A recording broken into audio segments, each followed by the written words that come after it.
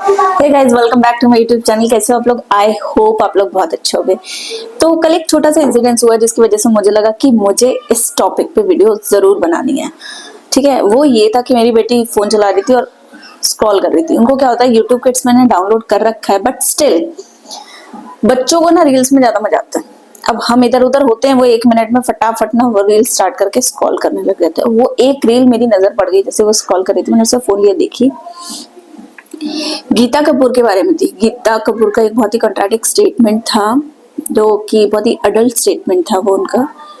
तो मैंने मैंने वो प्रॉपर फिर उनका इंटरव्यू देखा कि वो है क्या एक्चुअली, इस स्टेटमेंट वो पर वो कैसे आई।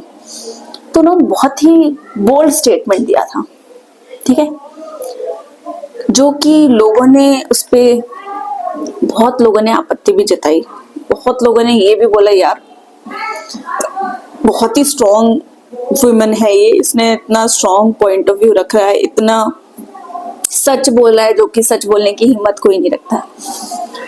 तो मैं हर बात से एग्री हूँ, सारी बातों से, कि बहुत स्ट्रॉन्ग लेडी है, बिल्कुल सच बोला है। लेकिन हर सच बोलना जरूरी है क्या?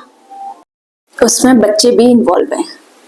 तो ऐसी कोई भी बोल्ड स्टेटमेंट देना, मतलब ये सिर्फ एक सोच है।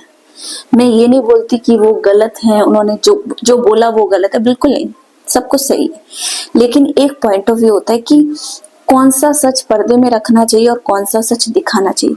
कुछ चीजें क्यों पर्दे के लिए बनाई गई हैं, क्यों कुछ चीजें सिर्फ चार दीवारी के लिए बनाई गई हैं। फिर तो सब कुछ ऐसे ओपनली रोड पे उतर आओ कि भाई हम तो बोल्ड हैं। बोल्ड की डेफिनेशन ये नहीं होती है।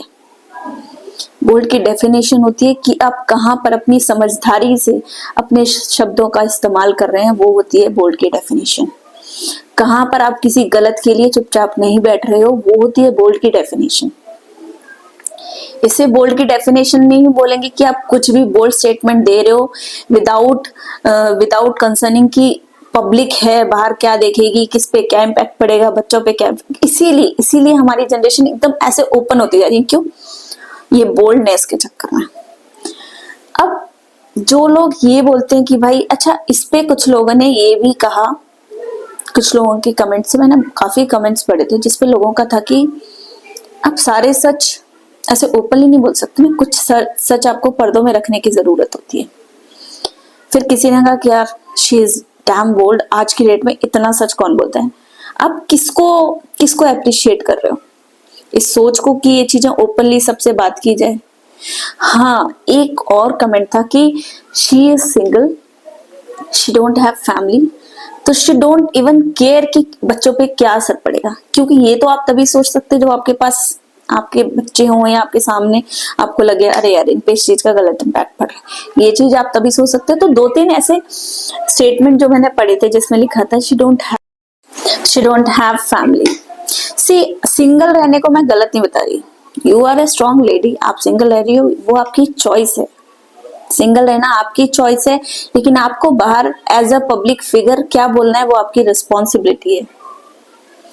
तो बेशक हो सकता है मेरे पॉइंट ऑफ व्यू से बहुत लोग एग्री होंगे और बहुत लोग डिसएग्री होंगे, बट मैंने सिर्फ एक सोच की बात की है यहाँ पे, जो कि मुझे लगा गलत है। क्योंकि बहुत सारी चीजों की रिस्पॉन्सिबिलिटीज होती है हमारे साथ, कभी हमारे बड़े बुजुर्ग भी बैठते हैं, कभी बच्चे भी होते हैं। तो हर चीज सामने आना मुझे नहीं लगता, मुझे लगता है जो चीजें पर्दे के लिए बनी वो पर्दे में ही अच्छी लगती है।